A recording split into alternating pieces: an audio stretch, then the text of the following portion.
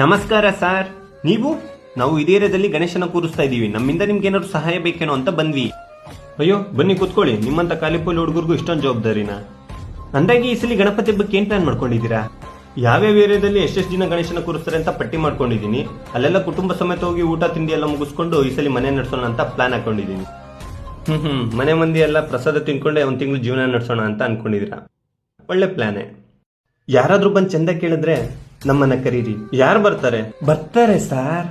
ಯಾರಾದ್ರೂ ಬರ್ತಾರೆ, ರಸೀದಿ ಬುಕ್ ತರ್ತಾರೆ, ಚಂದ ಕೊಡು ಅಂತ ಕೇಳ್ತಾರೆ. ಚಂದ ಕೇಳಕ್ ಯಾರು ಬರ್ತಾರೆ? ಬರ್ತಾರಯ್ಯ. ಯಾರು ಬರೋಕ್ ಸಾಧ್ಯ? ನಾವೇ ಬರ್ತೀವಿ. ಚಂದ ಕೊಡು ಅಂತ ನಾವೇ ಕೇಳ್ತೀವಿ. ನೀವೀಗೆಲ್ಲ ಮಾಡಿದ್ರೆ ನಾನು ಆಧಾರ್ ಕಾರ್ಡ್ ಎತ್ಕೊಂಡು ಫ್ಯಾಮಿಲಿ ಜೊತೆ ಗೌರ್ಮೆಂಟ್ ಬಸ್ಸಲ್ಲಿ ಟ್ರಿಪ್ ಹೋಗ್ತೀನಿ. ಎಲ್ಲಿಗಾದ್ರೂ ಹೋಗು, 3 ದಿನ ಆದ್ಮೇಲೆ ಬರ್ತೀವಿ, 9ನೇ ದಿನಕ್ಕೆ ಬರ್ತೀವಿ. ಒಟ್ನಲ್ಲಿ ನಿನ್ನ ಹತ್ರ ಚಂದ ಇಸ್ಕೊಂಡೇ ಇಸ್ಕೋತೀವಿ. ತಗೋ 5,000 ರೂಪಾಯಿ ರಸೀದಿ ಬುಕ್ ಇಟ್ಕೊಳ್ಳೋ. ಮುಂದಿನ ಮನೆ ಅಂಕಲ್ ಹತ್ರ ಹೋಗೋಣ.